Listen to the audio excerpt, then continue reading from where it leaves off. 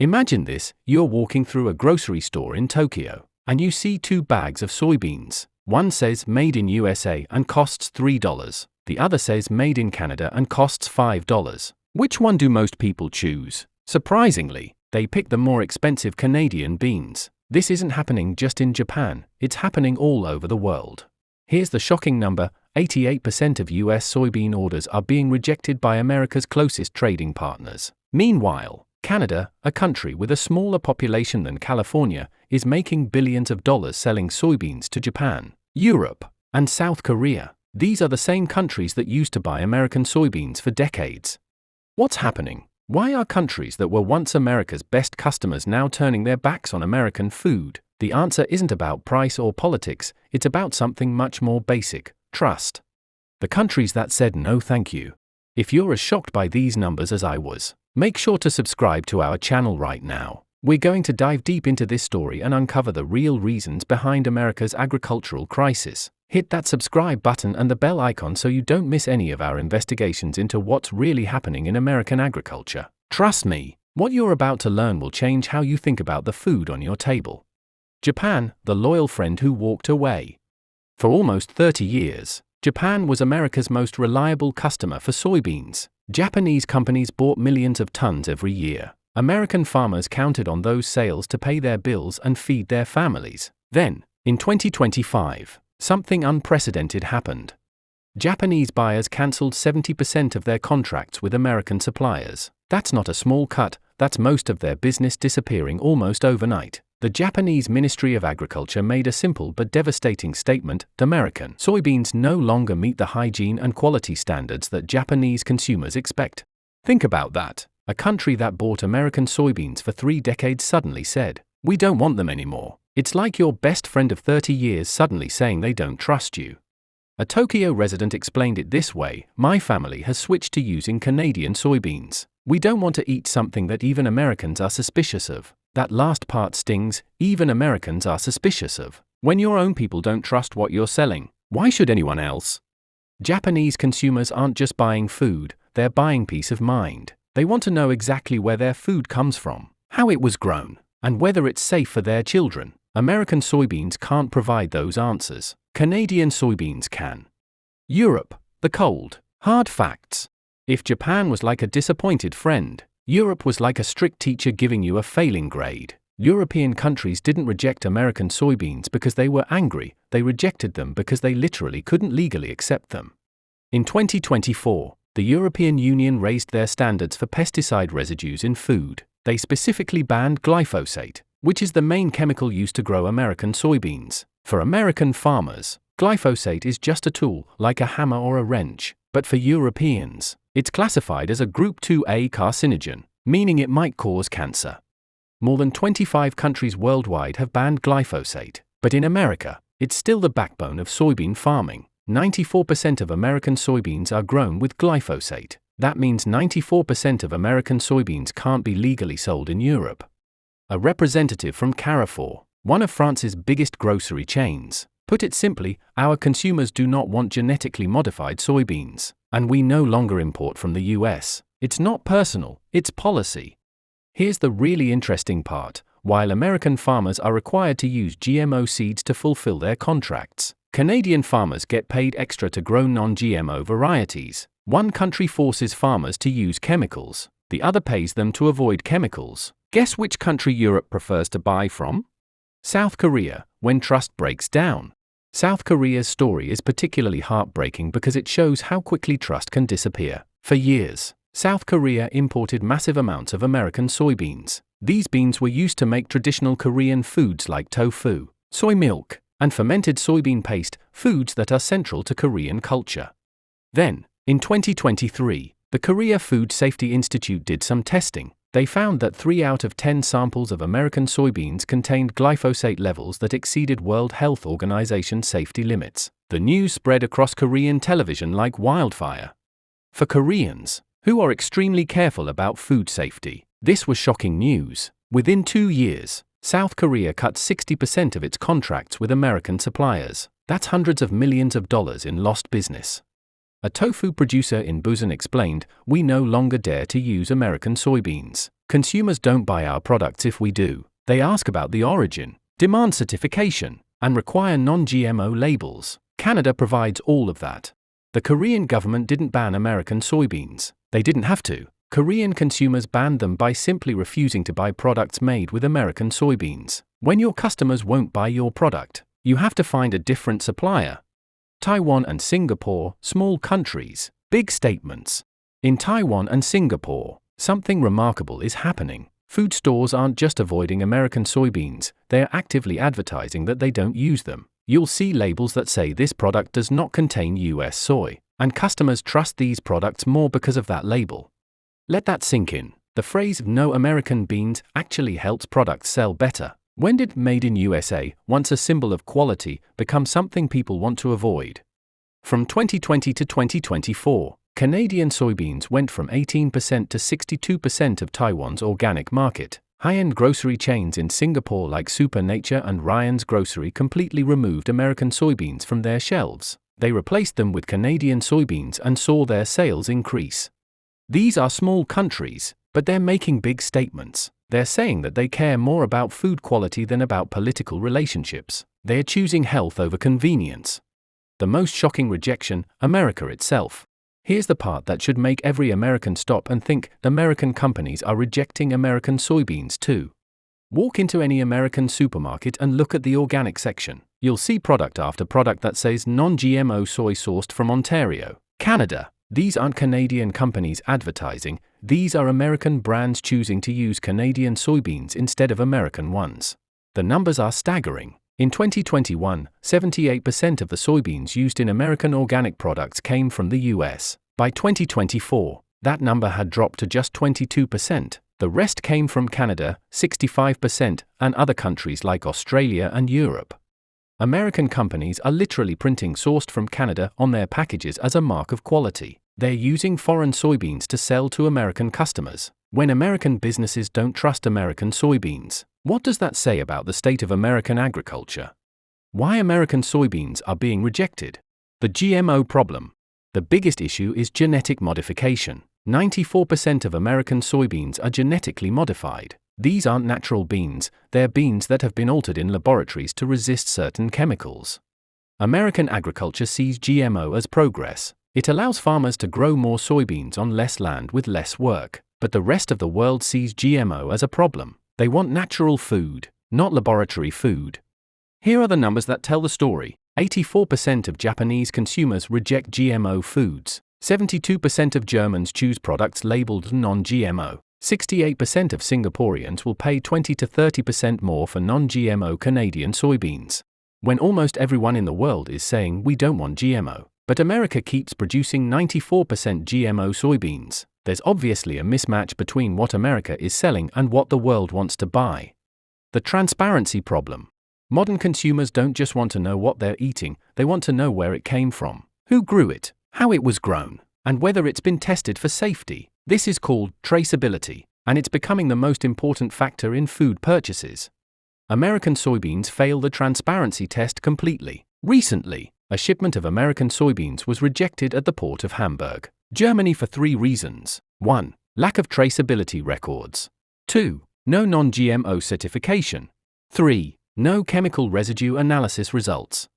Meanwhile, a shipment of Canadian soybeans sailed through customs without any problems. Why? Because each bag had a QR code that customers could scan to see which specific farm grew the soybeans, what fertilizers were used, whether there were any pesticide residues, the complete journey from farm to port. That's transparency. That's why Europe chooses Canada over America.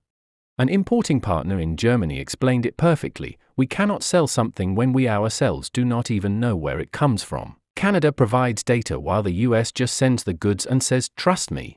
In today's world, trust me isn't enough. People want proof. The corporate control problem. Here's something most people don't know: American farmers no longer control their own seeds. More than 90% of American soybeans come from seeds that are owned and controlled by giant corporations like Monsanto, Bayer, and Corteva. These companies don't just sell seeds, they control the entire farming process. They decide what seeds farmers can plant, What fertilizers farmers must use. What herbicides farmers are allowed to apply. Where farmers can sell their crops. If a farmer tries to save seeds from their harvest, something farmers have done for thousands of years, they can be sued. If they want to try organic farming, they lose their contracts. If they want to sell to different buyers, they may face legal action. An American farmer explained it this way: I used to keep my grandfather's bean seeds for 20 years. Now the law doesn't allow me to use them anymore. Think about that, a farmer can't even use seeds that his own grandfather saved. Meanwhile, in Canada, the government actively protects farmers who want to grow traditional, non-GMO varieties. They provide funding, technical support, and guaranteed buyers. Canadian farmers have choices. American farmers often don't. The quality vs. quantity problem. For decades, American agriculture has focused on one thing: growing as much as possible as cheaply as possible. The measure of success was bushels per acre, tons per hectare, and dollars per input cost. This strategy worked when the world needed large quantities of cheap food, but the world has changed. Now, people want quality over quantity. They want safe, clean, traceable food, even if it costs more. 1 ton of Canadian non-GMO soybeans can sell for nearly twice the price of American GMO soybeans, not because Canada grows more, but because they grow exactly what customers want. A Japanese importer put it simply: our customers do not care how many tons you produce. They only ask, is there GMO? Is there organic certification? Are there any chemical residues? America is winning the production race, but losing the quality race. And in today's market, quality matters more than quantity. The chemical safety problem. Chemical residues in American soybeans have become a major concern for international buyers. In 2023, multiple countries found glyphosate residues in American soybeans that exceeded World Health Organization safety limits. These weren't isolated incidents. Testing in Europe, Korea, and Japan repeatedly found chemical residues in American soybeans that were higher than what their safety agencies considered acceptable. Even small amounts of contamination can destroy trust. In the food industry, just one bad batch can ruin relationships that took decades to build. When parents are buying food for their children, they don't want to take any chances.